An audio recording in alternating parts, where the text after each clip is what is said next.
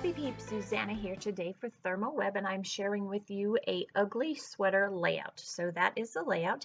It is created with the Frostival collection from PhotoPlay paper and some Deco Flock. So very easy to create on your own. I have already created an example there of the sweater, or one of the ugly sweaters. So I am using the stamp and die that coordinate with the set. If you were not so crafty per se, or short on time and just wanted to get this done, there are actually already decorated sweaters, but I wanted tacky sweaters, and so I wanted to create my own. So I stamped it out twice or 3 times, and one accidentally dropped the stamp. No problem. Moving on, right? And so then I'm going to use the Deco Foil adhesive pen to apply adhesive between the layers of the sweater so that I can apply flock. The beauty of this pen is that it only takes 30 seconds to dry. So if you are impatient like I am, you can just, it's super quick. So I'm just going to set it aside for literally 30 seconds. Make sure you have a good heavy coating of the glue. Not too heavy, but heavy enough that the flock will stick. So I'm going to set that aside, and then I am going to just literally take my bone folder and press layers of flock into this. Now I could have run it through my die cut machine, but then I would have had to have cut the flock exactly in the different colors along the same line, and I was too lazy to do that. So you can see how just pressing hard with a bone folder will leave you a nice thick layer of color, and then you just pull it up in the way that you want. So I have one sweater that is going to be green and red, so I'm using the ruby red and the green envy flock sheets, transfer sheets, and then my other one is going to have pink and the blue sky. So the blue sky is that light blue color there, and then you will have the lighter pink, and the ruby red being the red color in there. And so I will actually color those, and I will show you that in a second, with my pit markers from Faber-Castell, as well as use a few other just random pens in my collection, just to put some finer detail in this. So I am not a great colorer. That is not my forte by any stretch of the imagination.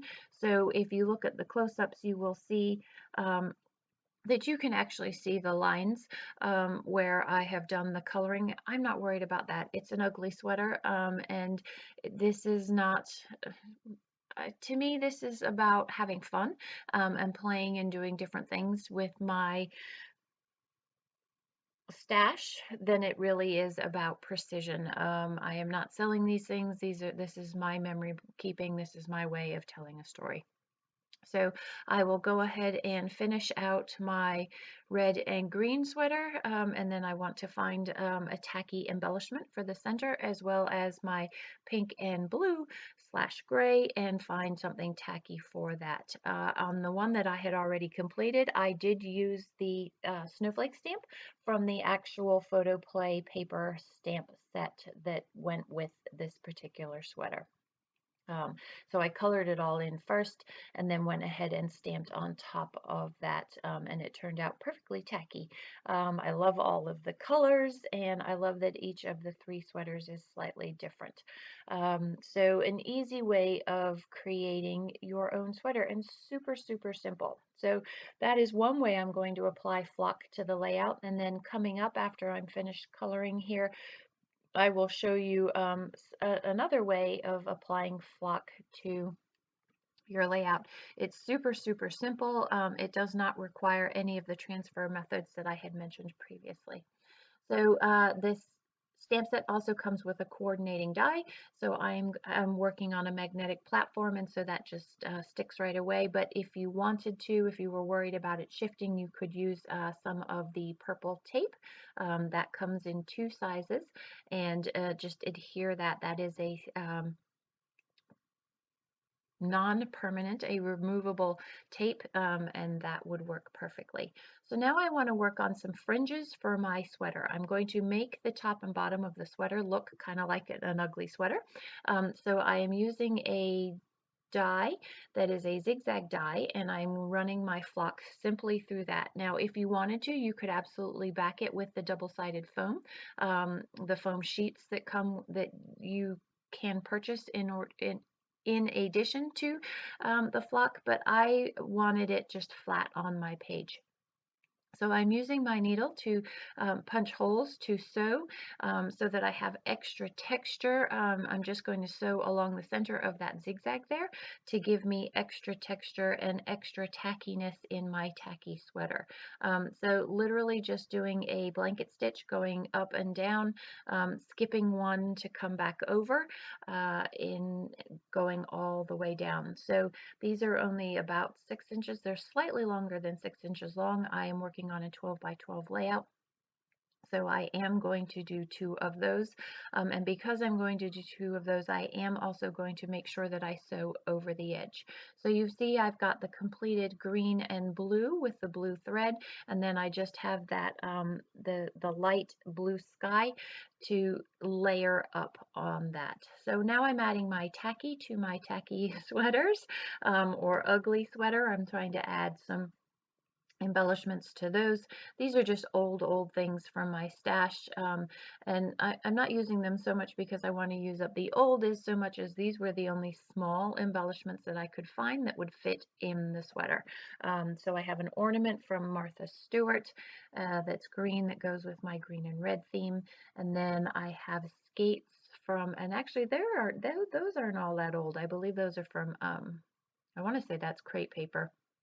Snow Days, the Snowy Days collection, but the pink goes perfectly with that sweater, and is also winter themed and fits in the sweater. That was the key part, was that it needed to fit in the sweater.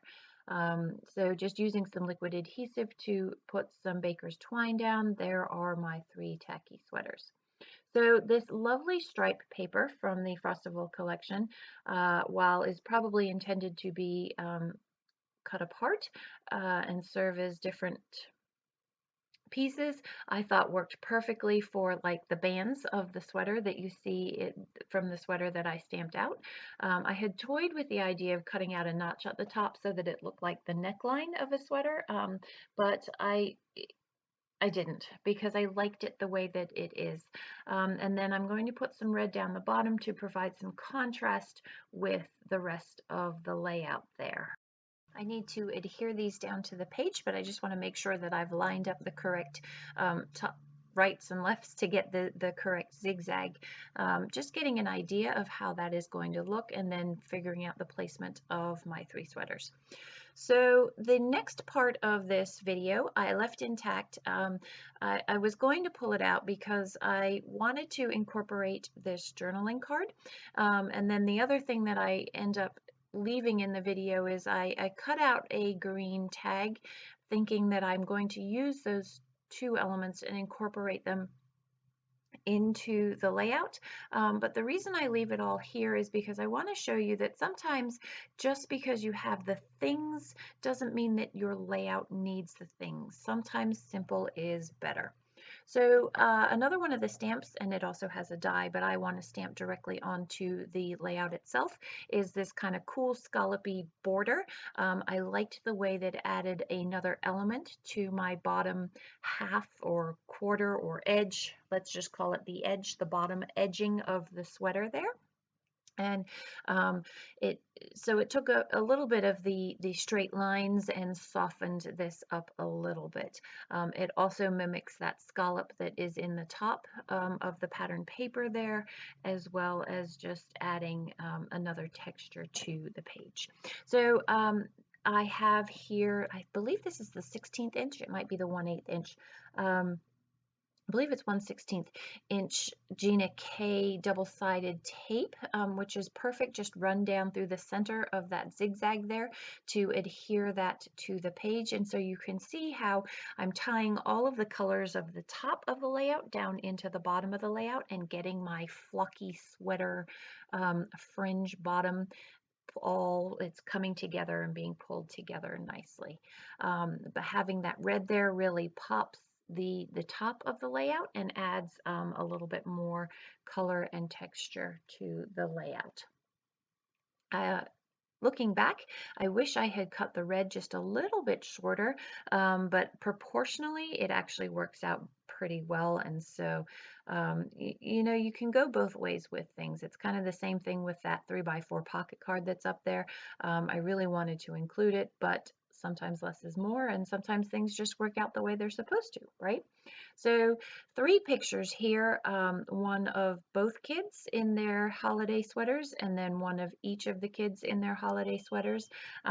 So what were we doing? I think we were decorating the tree, and Nicholas was wearing his sweater, and Mia put hers on just for the photo. And so the journaling on this layout ends up being decked out. So just about the story of how they came by these holiday sweaters, ugly sweaters, Christmas sweaters, tacky sweaters, whatever you want to call them. They came from England.